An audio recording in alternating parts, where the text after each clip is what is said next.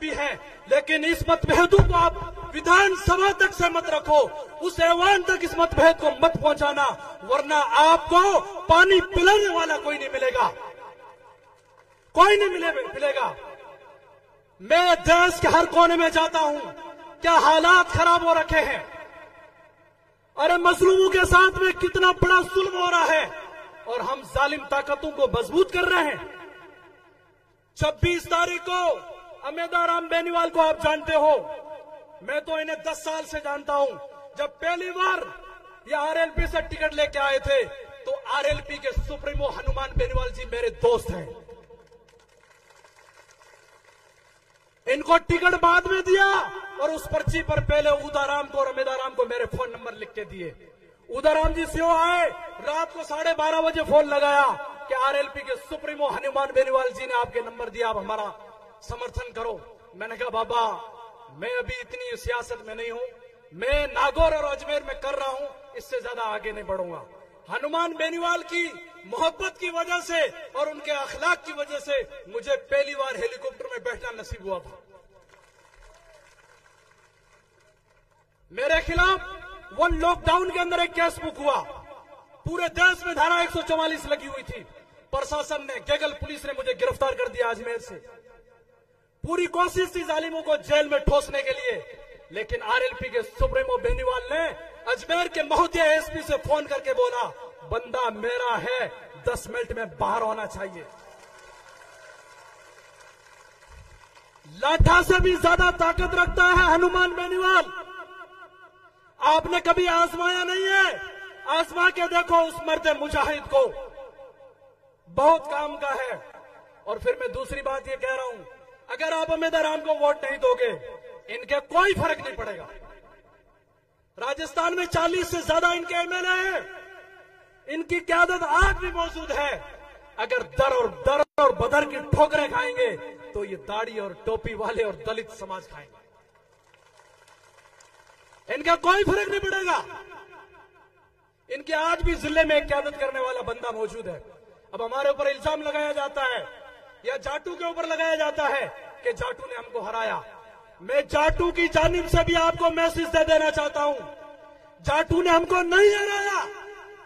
Media के लोगों, मेरी आवाज को राजस्थान पूरे में पहुंचा दो। जाट ने अगर अमीन खान को वोट नहीं दिया तो फिर फतेह खान को तो दिया तो मुसलमान को।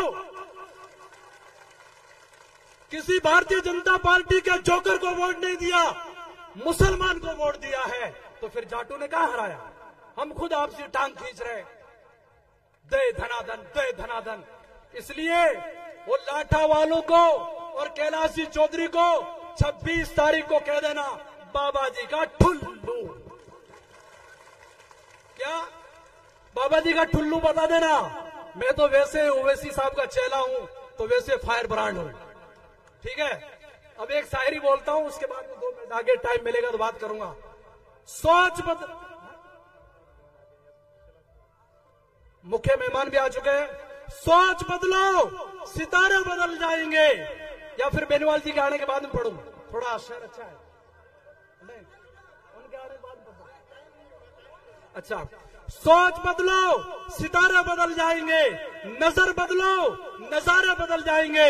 कौन कहता है कश्तियां बदलने को, दिशा बदलो, किनारे बदल जाएंगे। नशा पिला के गिराना तो सबको आता है, मजा तो तब आएगा जब गिरते हुए को कोई थाम ले। इस देश के वफादार सभी अपनी जगह बैठ जाए। अभी मोदी मेंबर आने में टाइम है, खोद कर देखो। हरीश जी चौधरी साहब हमारे प्रत्याशी उम्मीदवार हमके मार्केट में आ रहे हैं, सभी अपनी जगह बैठ जाओ। जब आगे तक साहब सभी को बता दिया जाएगा, सभी अपनी जगह बैठ जाओ। सभी अपनी मर भी जाऊं तो कोई गम नहीं, अगर मैं मर भी जाऊं तो कोई गम नहीं, लेकिन मरते वक्त मिट्टी हिंदुस्तान की हो। बैठो, शांति बना के रखो। थोड़ा उनको आने दो। आप नीचे बैठो, नीचे बैठे। इन्हीं आसार को मैं वापस दोहराऊंगा। एक बार नीचे बैठो, आप नीचे बैठो। तो मेरे अजीज दोस्तों, 26 तारीख एक अहम है। यहां पर हमारे आने वाले मुस्तकबिल के फैसले होने वाले हैं और अमेदा राम को 2-2.5 लाख से ज्यादा मार्जिन से कामयाब करके भारत की लोकसभा में भेजना है। और जब 4 तारीख के नतीजे आने लगेंगे तो 12:30 बजे अमित शाह के अंदर ये कांटा चुप जाना चाहिए कि मिजोरम जीत चुका है। तड़ीपार को यह पता लगना चाहिए, तड़ीपार जो 400 पार की बात कर रहा है ना, 200 पार होने का चांस नहीं है इस बार, 200 पार होने का चांस नहीं है। राजस्थान में 12 से जायद आरएलपी और कांग्रेस गठबंधन की सीटें आ रही है। आरएलपी से 1 सीट है, बाकी सारी कांग्रेस की है। 12 से ज्यादा सीटें हमारी आ रही है। इसलिए अब मैं वो शहर वापस दोहरा रहा हूं, ठीक है? सुनना ढंग से। सोच बदलो, सितारे बदल जाएंगे। सोच बदलो, सितारे बदल जाएंगे। नजर बदलो, नजारे बदल जाएंगे। कौन कहता है कश्तियां बदलने को? दिशा बदलो, किनारे बदल जाएंगे। नशा पिला के तो गिराना सबको आता है, मजा तो तब आता है जब गिरते हुए को कोई थाम ले। इस देश के वफादार कम ही निकलेंगे, इस देश के वफादार कम ही निकलेंगे। पानीपत और शामली को खोद के निकलो, हम ही निकलेंगे।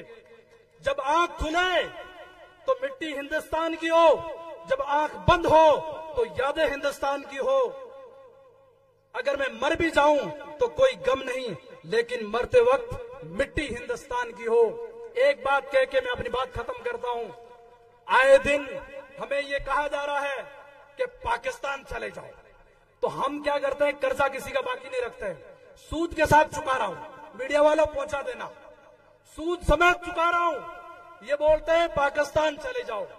अच्छा, अब मुझे ये बताओ, 200 साल की जंग लड़ी गई देश की आजादी में, 2 सदी का टाइम, 2.5 लाख से ज्यादा ये दाढ़ी और टोपी वाले उलमा शहीद हुए, 17 लाख से ज्यादा मुसलमान शहीद हुए हैं।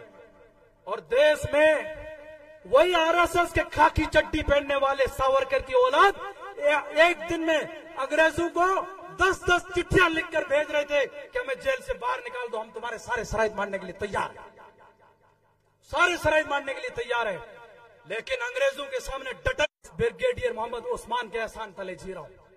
और हम वही मीर उस्मान थे, 10 टन से ज्यादा भारत की आजादी के लिए सोना दिया था। तुमने क्या दिया था? कुछ भी नहीं। भाग रहे थे इधर उधर, चोरियां करने में लगे हुए थे। ये चोर है, नागपुर के हेड काउंटर पर 60 साल तक तिरंगा नहीं ले रहा है इन्होंने, और आज कह रहे देश हमारा। देश तुम्हारे बाप का नहीं है, देश हमारा है, देश सबका है।